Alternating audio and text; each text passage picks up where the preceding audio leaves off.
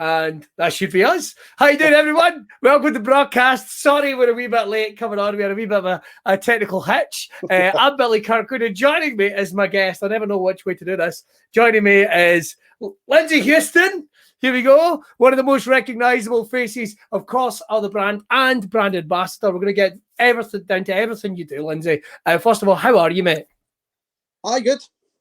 Really good. This was stressful as fuck. Sorry, I'm just taking my glasses off because I just caught sight of myself, and for some reason with these glasses off and this, it looks like the glasses and the nose and the mustache are attached. So I'm just gonna take that fucking off. How are you, mate? Hi, good. How's your Easter? How's your Easter been in these weird times? Strange, very strange. Yeah, isn't it? Because you're normally, am I right in thinking you get out on the bikes as well? Used to. A long time ago. Why is that? Was that something you sort of gave up? Just decided, nah, I'm not into it anymore? The two Waynes. Oh, the life we all had before Wayne's. Never mind. We'll get back to that in a wee bit. And can I just say before we kick things off, the beard is looking cracking. The beard is looking absolutely cracking. And so whose bed? Is this your bedroom behind you? Is this your bedroom behind you? Commandeered my 50-year-old son's bed. I'll level with you, man. I'm so glad you said that because part of me was kind of like, have you got posters up in your bedroom?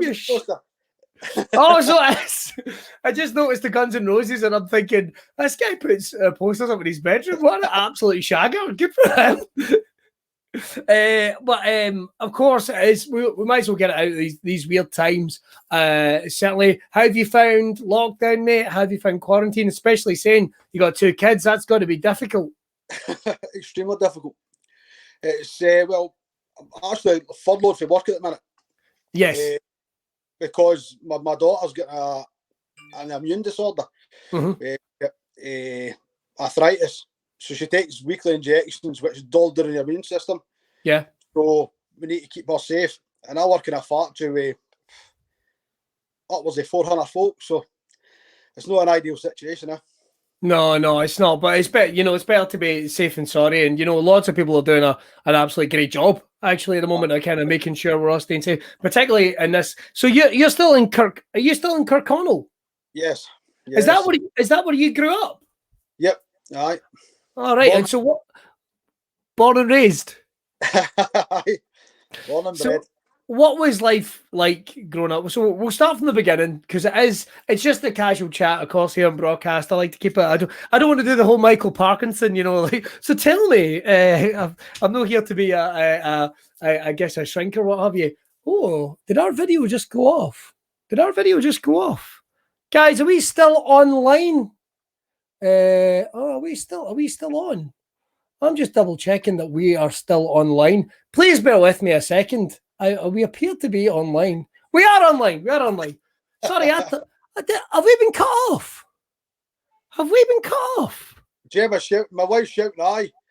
What the fuck?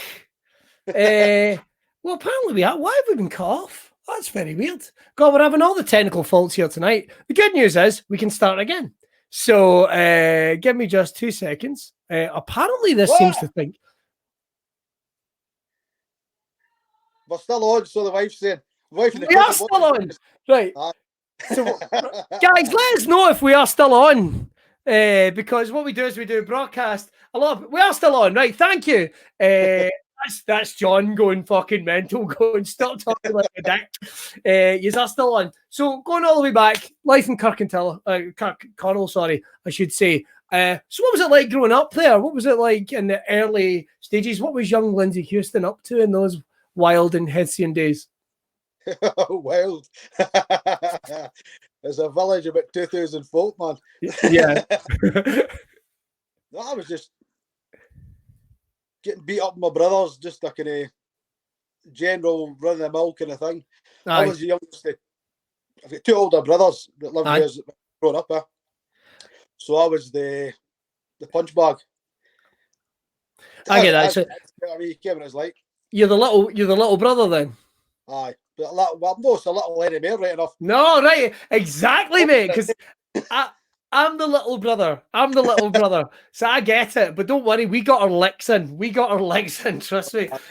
So what was it you wanted to do sort of growing up? Because we're kind of like you say, Solihull Village, I mean, you said 2000, maybe tops, but 2000.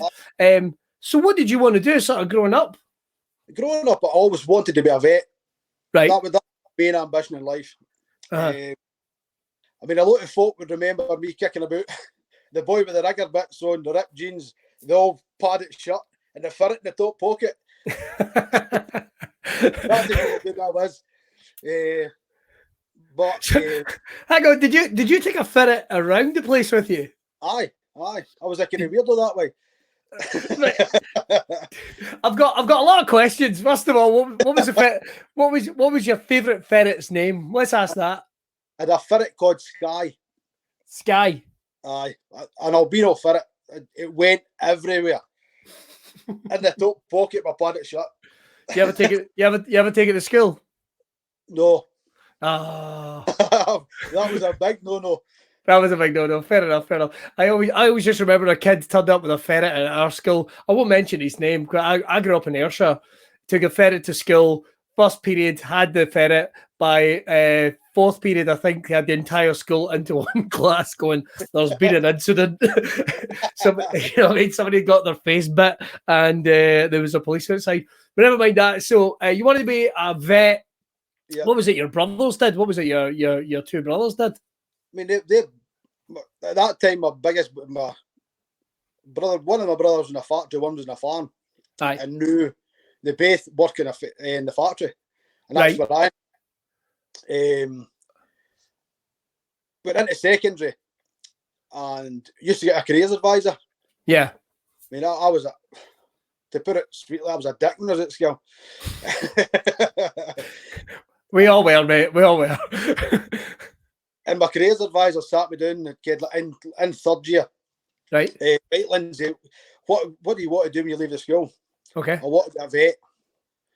Right, and he just kind of wrote down in his pad, and he's like, I think you need to aim lower. So, right, no bother. Ram your skill up your ass, that's weird enough. Fucking careers advice. I mean, sorry, I know you said before we did this, it's like we're all right to swear. Aye, and I feel like I'm doing the majority of swearing, but fucking careers advisors. It's funny because everyone that I've seen that has been spoke to on the broadcast, and even folk you meet, if you listen to our careers advisors, then nobody would get to do some of the fun shit they get to do in life. So what would be the point of that, right? So listen, we've went on for school. What's the sort of next plan? What do you think's the next sort of passion in your life? Coming out of school, was it going into bikes or was it something else? Well, to be first, I could have kicked into like 50cc bikes and all that kind of carry on. Aye. Then I met my wife, and my biggest passion ever was birds of prey. All right. So I went up to a bit in Lanark and trained to be a falconer. Cool. So I started fleeing birds of prey. So that was my be all and end all. I spent every hour I wasn't working with this young bird. Right. My wife panned off to the side.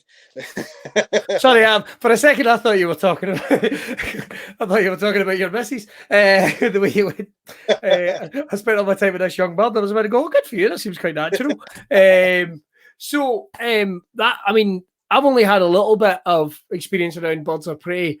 They are like that. I mean, that's a long process in order to be able to train them up. Yeah. What would you reckon? How long would it be that you had to spend sort of working on like one of those birds of prey? I mean, from start to finish, I mean, it's strange. The biggest thing, the biggest holdback's yourself. Aye. You get through maybe 2 weeks preparation, then the only thing that's holding you back after that's yourself. Because you've got to let that bird go free. You're walking away and you're walking into a field looking over your shoulder to make sure that bird's still sitting where you put it. And if it's no, you're up shit creek. Were you training them up to be working birds of prey, or only say like? Because I know that some farms use them, and even a lot of things I discovered when I was in college are rubbish tips. I actually used them to scare away seagulls. Was it working birds of prey, or was it just for training? Was it just for the passion of it? For my own enjoyment. It's something I paid a lot of money to do this, and I thought, I'm getting my own bird. So I ended up with a Harris hawk. Aye. This thing was more like a dog than a bird. You'd sit it down and you'd walk away, and you'd turn around and it was running after you. You'd get fleeing. And they are big, strong birds, the Harris hawks. I met one called Buzz that was used to scare away the seagulls on a rubbish tip, because that's how the seagulls would eat bits of rubbish, and that's how they'd spread disease. This thing was fucking terrifying. Like, they took the hood off and it just locked you up and down. Like, could I eat this? Could I eat this bastard? I think this bird probably could. Right. So what did your wife think about you hanging about with all these Harris hawks and bringing them home and stuff? But that time we won a Stein together at that time. So I just kind of pied in. You come down to my bit. Nah, I'll be there and I've got there. Oh, that's cool. Right. So after, is that still a passion of yours today? No, the kids came along, so that kind of. So they kind of. Do you train them the same way? Do you leave them in fields and see if they're still there? Oh, big stick. Cool. So you've got 2 kids now. Yeah. Happily married. How long have you been married, Lindsay? 16 years. Aye, 16 years. Okay, you sounded like a confident man there. I admire. No, let's go. Don't bury yourself a hole. 14. I can hear the wife laughing. 14.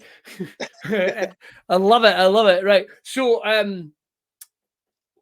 after we did that, working with the Harris Hawks, you met the wife. Was it like, right, I'm going to work in the factory along with your brothers and what have you.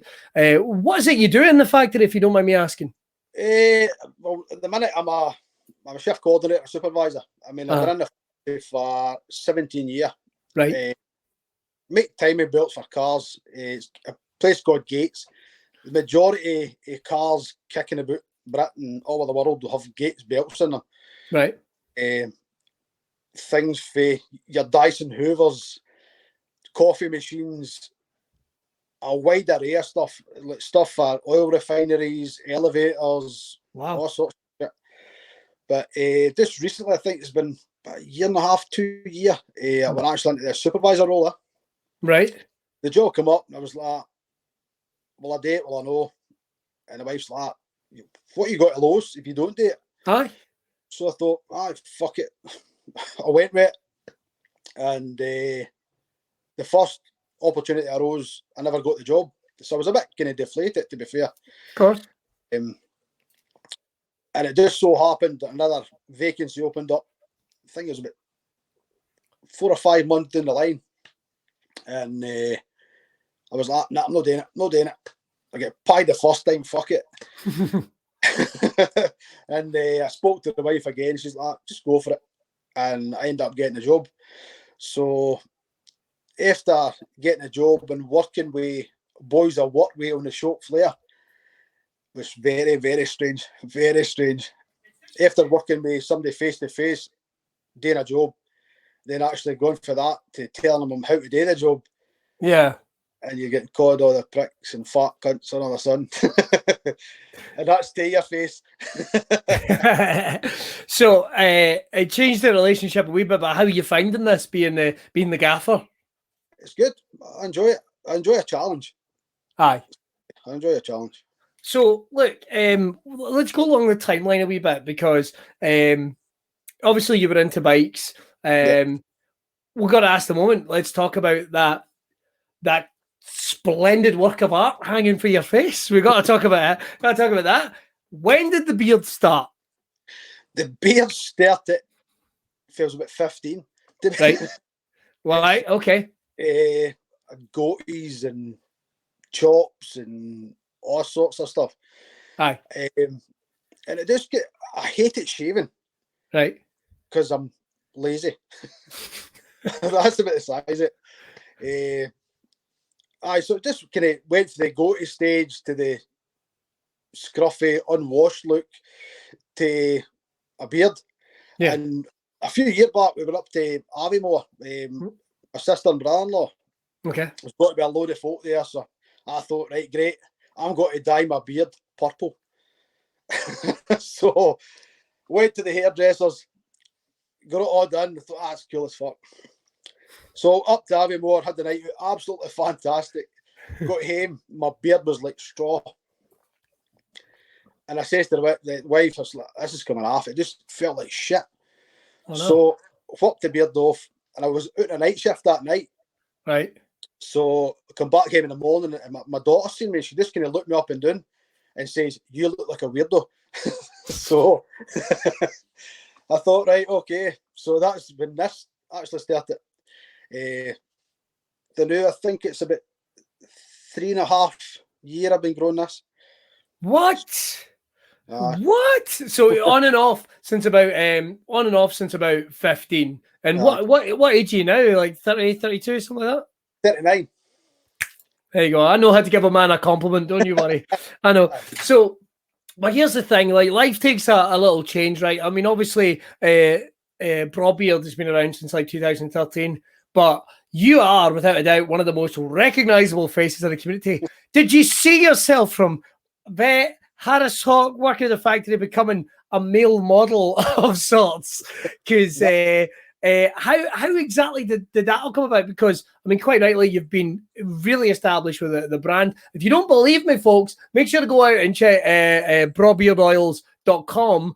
Not only are you able to pick up some fantastic merchandise and all these blogs, but you will see Lindsay's face all over the place, right? So how does that even come about? And what's your reaction to it? Blown away, absolutely blown away.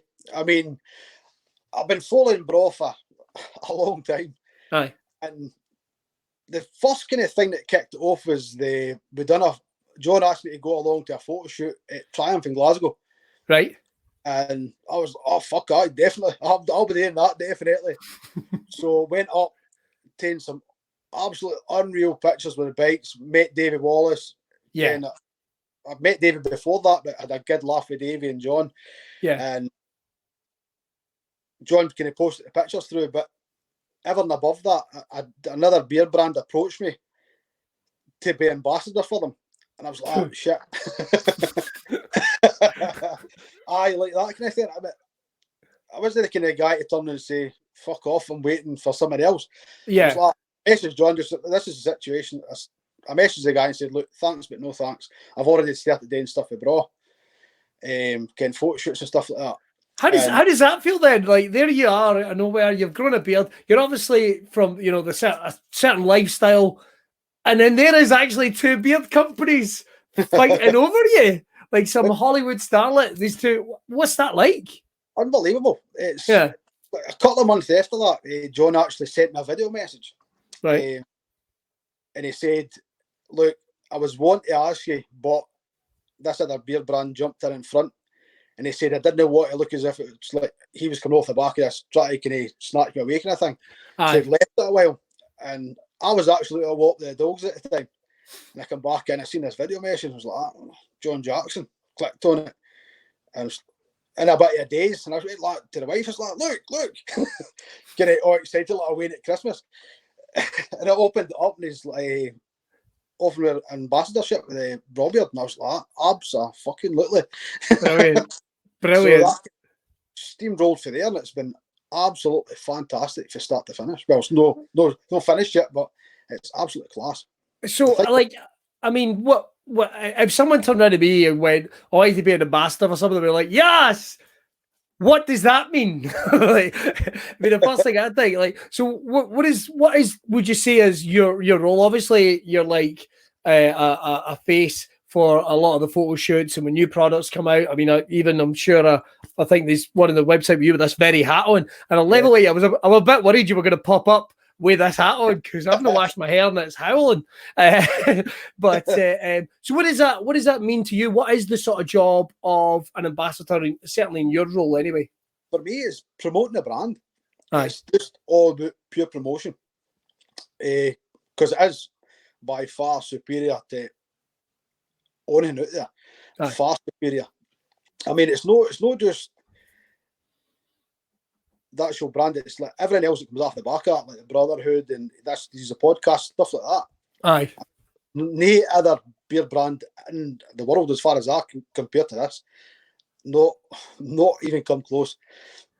But I just promotion, because it's, I mean, John's worked his nuts off to get beers, and he deserves everything that's coming his way. So he does absolutely. I mean, and it's one of the things that I attracted me from, as I want to use the phrase outsider, as I go through every stage of facial hair depending on what I'm working on at the moment. But as an outsider, there's a real community. And I know that you're a big advocate for mental health and body positivity and that type of thing as well. So what is it like to be a part of that? What's it like to be a part of that community? Because it really is the Brawtherhood. It's not a gimmick. It's a real community, isn't it? Definitely. It's amazing. Honestly, it's folk come onto that. They could be any walk of life, and they come in there and ask questions. Nobody's there to judge. Everybody's there to help.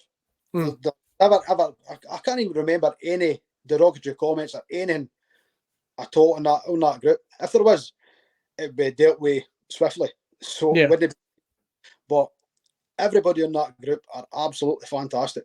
Every one of them. For the top to the bottom. I mean, it's absolutely fantastic. And I've got to ask you, right? You get phoned up, it's a photo shoot, right? Because I find this fascinating. I really do find this absolutely fascinating. Because the pictures are always incredible.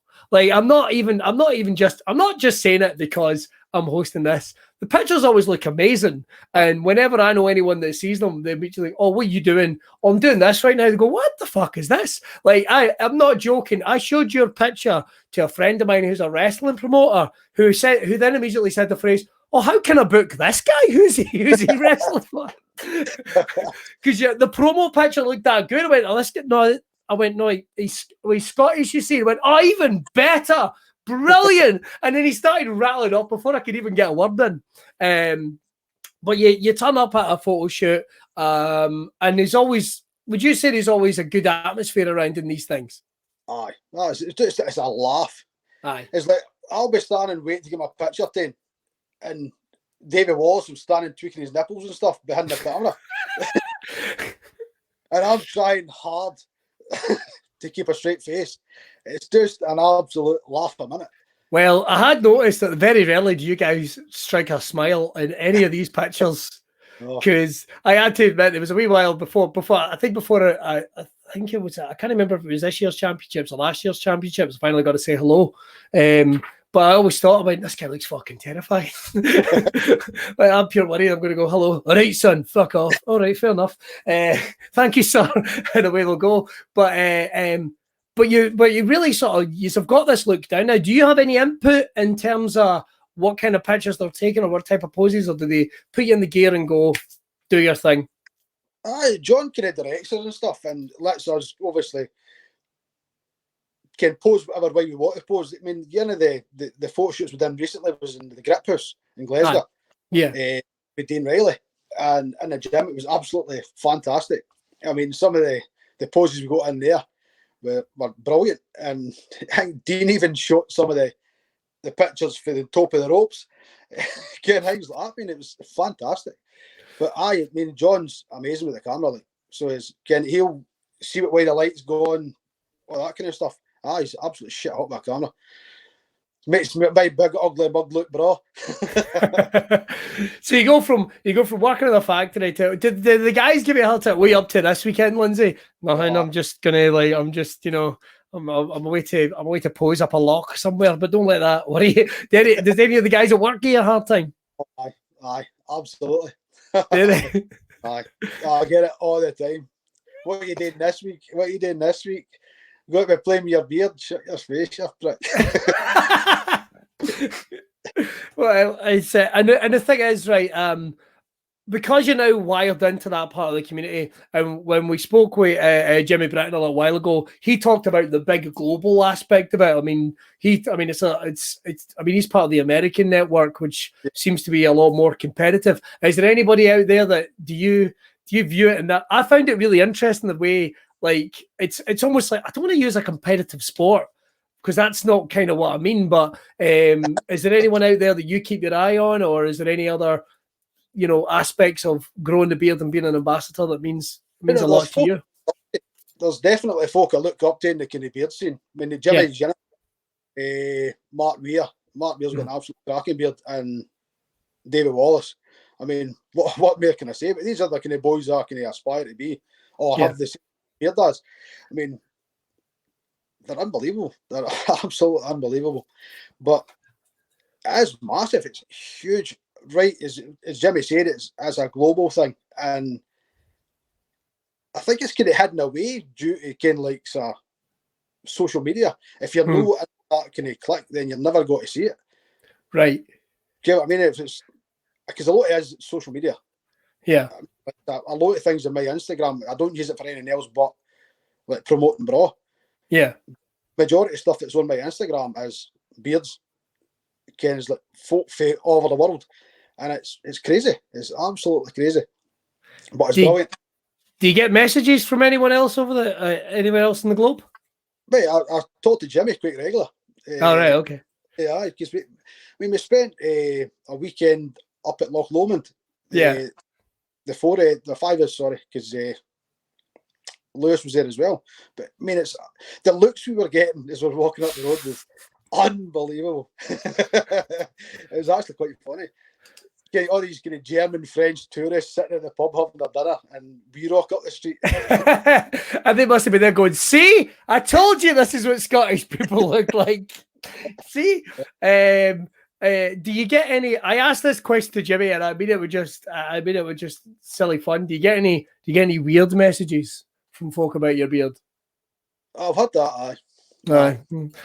I'm just it's only something I became aware of recently, and it's like, okay, right. I didn't know that was a thing, but apparently it is. Fair enough. That makes sense. Your beard looks beautiful. Are you single and all that kind of shit?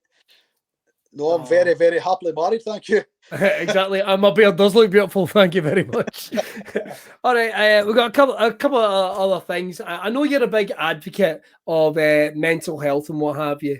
It's why do you feel it's so important, particularly amongst this community, or so important now? Because it's not something the generation before us were meant, are meant to talk about, isn't it? But here we are, 2020. It's a very important thing, isn't it? Definitely. The biggest thing to me with the mental health side of things, people are too quick to judge. Yeah. Far too quick to judge. Especially if you're not been in any of that situation, you don't get anybody that's been in that situation. Yeah. Can they fling out comments? And I've not personally dealt with myself, but I've had family members and stuff like that put through depression and stuff like that. And it really, really irritates me when people pass judgment on someone they don't care what they're talking about. Yeah. You don't care how that person's feeling. You don't care how the person they're living with is feeling. Yeah. So don't pass judgment until you've walked a day in their shoes. I mean, that's as big as it gets. I mean, really. No, very, very well put, mate. And the thing is, like I say, amongst this community, it blows me away to see the support that seems to be there, the support network, and obviously John's a big part of that, and as yourself, building that going forward. So I think it's absolutely fantastic. Right, we have to talk about a little more beard business first of all, because I asked Jimmy, and I've got to ask this to you, because obviously we've got some people that will have baby beards, or maybe people that are viewing this are like, all right, I want to get involved with Braw Beard. I'm buying their products. I'm going on the website, brawbeardoils.com. Don't worry, John, I will get it in as many times as I can. What's your tips then for somebody growing and maintaining a nice beard? If it's really something they're passionate about, what is your tips? Without giving any of the secrets away, of course. Patience. If you get plenty of patience, you'll grow a decent beard. If you're looking for something quick, then it's not happening. It's definitely not happening. Because I was one of the folk. I was one of the people, how's my beard as long as that? I want my beard like his. And I want it yesterday. Yeah. Disney, like that. Just look after it. Aye. Oil it, butter it, don't brush it, don't wash it too much. If you wash it too much, obviously you're washing all the natural oils with it. I mean, my beard's, looks brown now, but it's brown, grey, ginger. Yeah. All sorts, but just look after it. I mean, I've no hair in my head, so all my pride goes into this. All right, okay. So that's the secret. I did wonder. Because, I mean, I don't know if a lot of people saw it. I think the picture is out there. We had our class photo of all the guys with no hair and long beards. And I think, I'm not joking, I think there was easily 35, 40 guys in that stage. So it was like, if John doesn't do a Braw Beard, guess who? Then I think we're on to a loser here, mate. We're on to a loser. Right, we had a couple other sort of quick questions before we'll get out here. If you do have any questions and you're watching along, you have any questions for Lindsay, now is the time to get them in. I just got to do a quick plug. Don't forget to check out Braw Beard Oils, where you can get shirts, caps, oils, butters, absolutely everything. And along with the newest thing, I've got to ask you quickly, Lindsay, what's your favourite oil? The minute. My favourite oil, sorry. Your favourite oil or your favourite butter, whatever is your favourite product just now? Oil. Oil. I mean, I couldn't pick one single thing out of it. I really couldn't, honestly. It'd be like, ask you what my favourite Waynes are. Oh, that's a good point. I mean, we all know what our favourite Wayne is. We've all got one, let's face it. But the new long sleeve tees, if anybody's no got you in, get you in. They are fucking banging. I know they must be good when my better half turns around and goes, "You look good in that shirt." It's like, yeah. Yeah, exactly. You're on to a winner. You might get your whole. That wasn't what I was planning to say, but I sort of drifted at the end of that. Right, Lindsay, you mentioned that you've got an Instagram. You mentioned that I know you don't use the Facebook too much, but what is your Instagram so people can check you out? Oh, I don't know.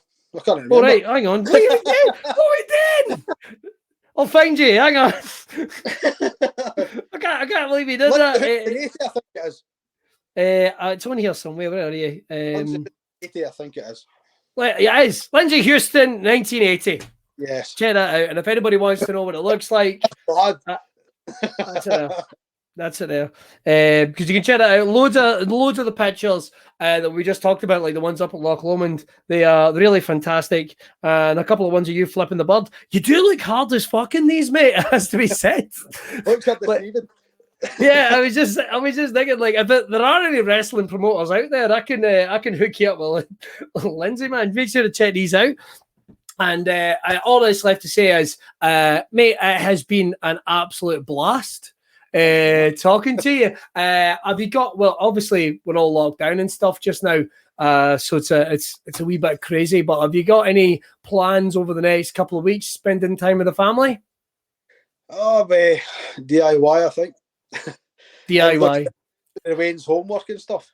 Are you any good at the DIY? No.